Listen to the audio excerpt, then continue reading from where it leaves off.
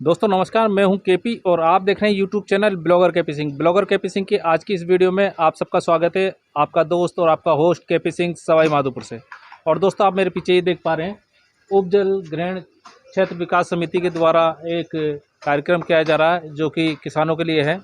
और ये जो कार्यक्रम स्टार्ट हुआ था वो 20 से 25 तारीख तक, और आज 25 सितंबर है और आज इस प्रशिक्षण का अंतिम दिन है। तो हम मिलवाते हैं आपको उनसे जो इस कार्यक्रम को देख रहे हैं।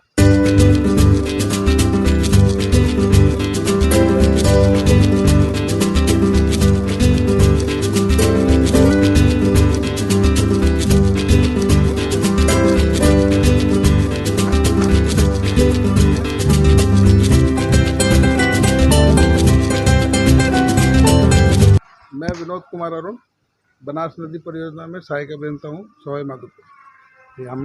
हमारे विभाग द्वारा एक कृषकों का प्रशिक्षण चलाया जा रहा है। उसके अंतर्गत हम लोग यहाँ पर अजंता पैलेस में आ रहे हैं। ये हमारा जो कृषकों का जो प्रशिक्षण है उसमें हमने 20 तारीख से स्टार्ट किया था और 25 तारीख को, आज अंतिम दिवस है, 20 तारीख को हमने झोपड़ा उप जल ग्रहण क्षेत्र के लोग कृषक को बुलाए थे।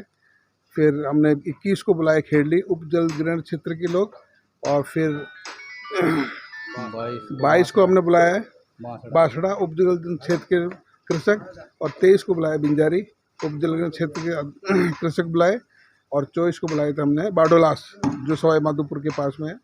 और आज हमारा अंतिम दिन है। आज हमारे पास रैता उप जल ग्रहण क्षेत्र के कृषक आ रहे हैं।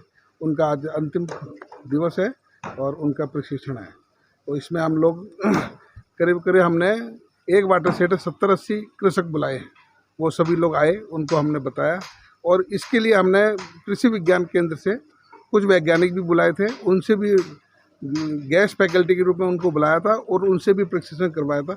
उन्होंने इनको खेत के बारे में बताया, कृषि के बारे में बताया, उन्नत बीज, कृषक और खाद सबके बारे में बताया।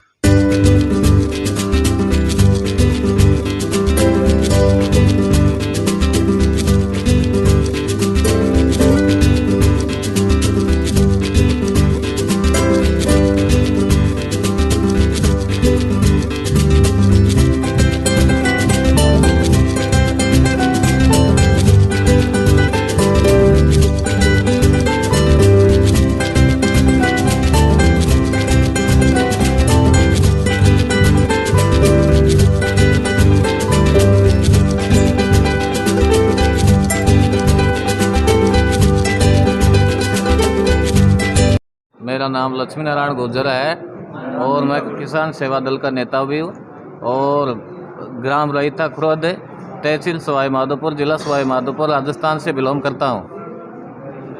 भू संरक्षण के द्वारा आपके गांव में पिछले 3 साल से काम चल रहा है। हाँ जी। उसका गांव में क्या असर हुआ है, क्या इफेक्ट है? प्रशिक्षण का काम चल रहा है, जैसे मेरबंदी है, एनीकट है, इनसे हमारी भूमि का कटाव रुका है और जल स्तर भी बढ़ा है। इनसे हमको बहुत, किसानों को बहुत लाभ मिला है।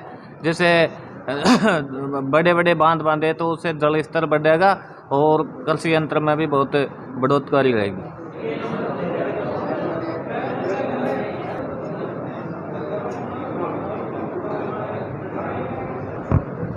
जो साइन होता है वो हम जहाँ से जिस क्वालिटी का पौधे चाहिए ना, उस क्वालिटी का पौधे वहाँ से बन जाते हैं।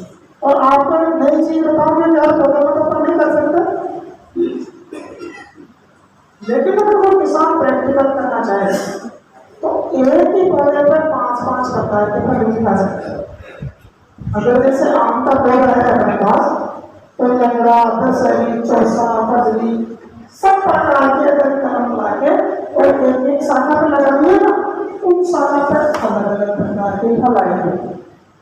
पोषण तो कोई एक से ले रहे हैं, लेकिन वो अलग अलग प्रकार के उसमें फल आ जाएंगे। लेकिन ये आप प्रैक्टिकल तौर पर संभव नहीं है। हम बात कर रहे हैं पौधशाला की। दूसरा चलाते हैं अपन वीडियो जो ग्राफ्टिंग है वो कैसे करते हैं।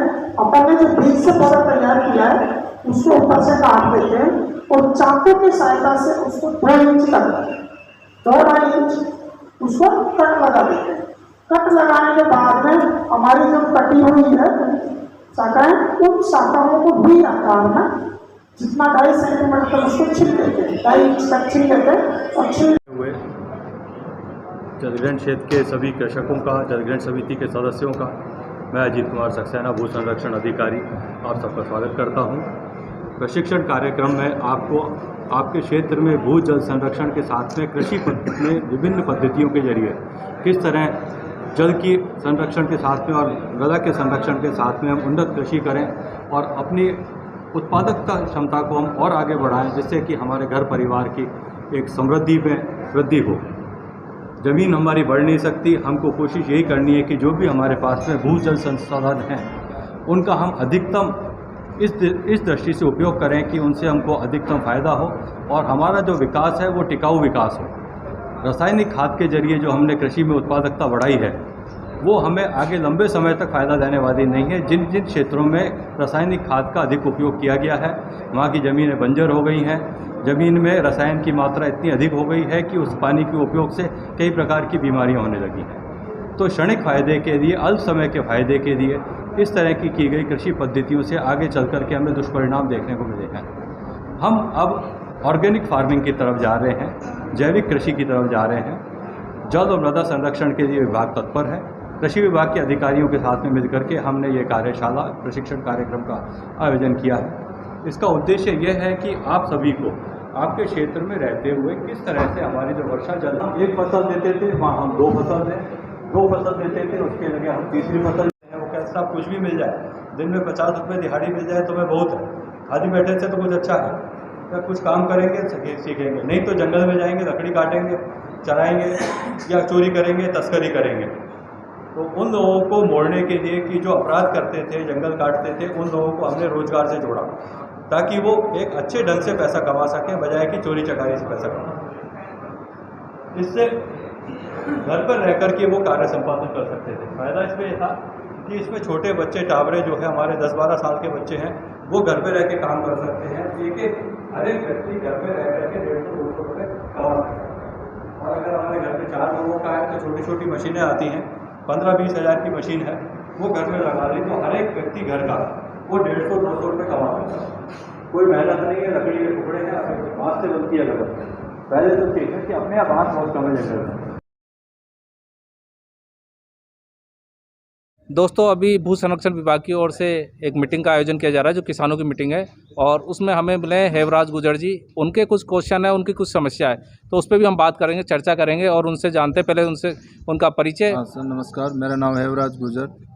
मेरा गांव चौथ कबरोड़ तहसील के पास में बांसड़ा गांव है और मुझे पूर्व में राज के महाविद्यालय सवाई माधोपुर में छात्र संघ उपाध्यक्ष रहने का मौका मिला, छात्रों की सेवा की, और वर्तमान में किसानों के हितों के लिए संघर्ष कर रहे हैं। मैं आपके माध्यम से सरकार से अपील करना चाहता हूं कि जो सरकार किसान को समूह बना रही है, जिनके माध्यम से किसान जुड़कर अनेकों योजनाओं का फ़ायदा ले सकते हैं, लेकिन किसान समूह में जो सबसे बड़ी समस्या है वो ये समस्या ये है कि गाँव में अधिकतर किसान अशिक्षित है और अशिक्षित व्यक्ति बैंकों से संबंधित या बैंकों में समूह का ज़्यादातर काम बैंकों में होता है, तो बैंकों के कामों को किसान पूरी तरह से कर नहीं पाते, प्रॉपर तरीके से कर नहीं पाते। इससे उनको अनेक समस्याओं का सामना करना पड़ता है। तो मैं यह अपील करना चाहता हूं आपके चैनल के माध्यम से कि सरकार ऐसा कोई समाधान निकाले कि जैसे किसानों की जो वर्तमान की जो पीढ़ियाँ हैं, तो किसानों की वर्तमान पीढ़ियाँ शिक्षित हो रही है, शिक्षित आ रहे हैं, तो इस योजना से उनको जोड़ा जाए ताकि वो उसको समूह को प्रॉपर चला सके। उदाहरण के लिए मैं बताना चाहता हूँ कि जैसे मेरे पिताजी है, मेरे पिताजी के नाम ज़मीन है, समूह के सदस्य वही बन सकते हैं, मैं उस समूह का सदस्य नहीं बन सकता।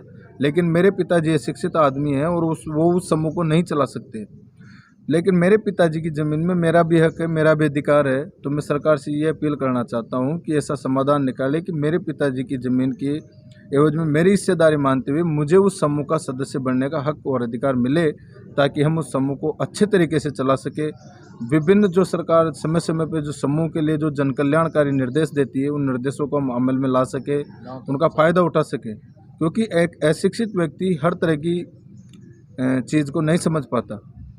हमारी बात हुई है हेमराज गुजर जी से, और उन्होंने बात रखी अपनी कि जो अशिक्षित किसान है वो किसान तो हैं मगर नाम जमीन उनके, मगर जो शिक्षित उनके बच्चे उनके नाम ज़मीन नहीं है। वास्तव में ये सोचने बिंदु है, और इसके साथ में जहाँ समूह बनते हैं उनको सोचना चाहिए, और कहीं ना कहीं सरकार को भी सोचना चाहिए। अशिक्षित जो किसान हैं उनको छोड़कर उनके जो बच्चे हैं, जो शिक्षित बच्चे हैं, उनके नाम ज़मीन कर देनी चाहिए, जिससे कि वो जो भागीदार बने, जो समूह बने, किसानों को जो समूह बनते हैं जो फ़ायदा मिलता है वो किसानों को प्रॉपर रूप से मिल सके। तो मेरी भी अपील रहेगी सरकार से कि वो लोग पूरी तरह से जो शिक्षित हैं उनको समूह से जोड़ा जाए, स्वयं सहायता समूह जो बनते हैं किसानों के, फार्मरों के,